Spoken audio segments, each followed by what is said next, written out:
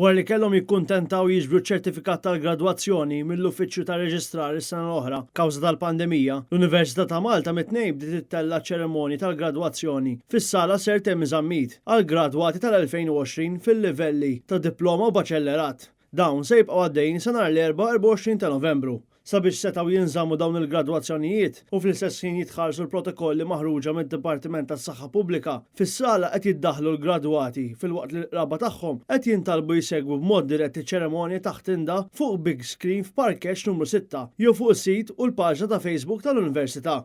Il-pjan għall-ewwel kien li dawn iċ-ċerimonji jittellaw fil-kumpless sportiv tal-Università f'Tal-Qroq. Iżda bit-tnaqqis fil-miżuri tal-COVID-19, dan wassal biex iċ-ċerimonji setgħu jinżammu fl-awditorju Ser Temmi Żammit bil-mod tradizzjonali li normalment jittellaw, iżda bid-distanzi soċjali u l-ilbis tal-maskri. Minkejja dan, iċ-ċertifikat mhumiex jitqasmu mir-rettur bħal snin passati, iżda jinġabru mill-gradwat innifsu qabel jitla fuq il-park biex imbagħad il-kanċillier u r-rettur jawguraw lill-gradwat biż-żama tad-distanzi soċjali. L-istennija għal dawn is-26 ċerimonja hija waħda kbira kemm fost l-istudenti kif ukoll il-qraba tagħhom. It-tnejn gradwaw bosta studenti mill-Fakultà tax-Xjenzi tas-Saħħa fosthom l-infermiera, carers, nutritionists, radiografi, audiology, ginekoloġi u ħaddiem oħra fil-kura tas-saħħa. It-tlieta mbagħad kien imiss il-ġurnalista tagħna Christine Mamo li ggradwat f'baċellerat fil-komunikazzjoni flimkien mal-istudenti tal-Fakultà tal-Midja u x-Xjenzi tal-Arfin.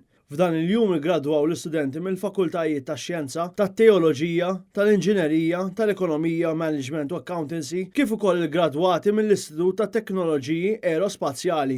Wara dawn il-ċerimonja gradwati tal-2020 u 2021 fil-livell ta' diploma u baċellerat, f'Marzu li ġej ikun imiss li nżammu ċerimonja għal gradwati fil-livell ta' masters u dottorat. Il-Kamra tal-Aħbarijiet ta' Net Television tawgura l-isbaħ xewqat lil dawn il-gradwati.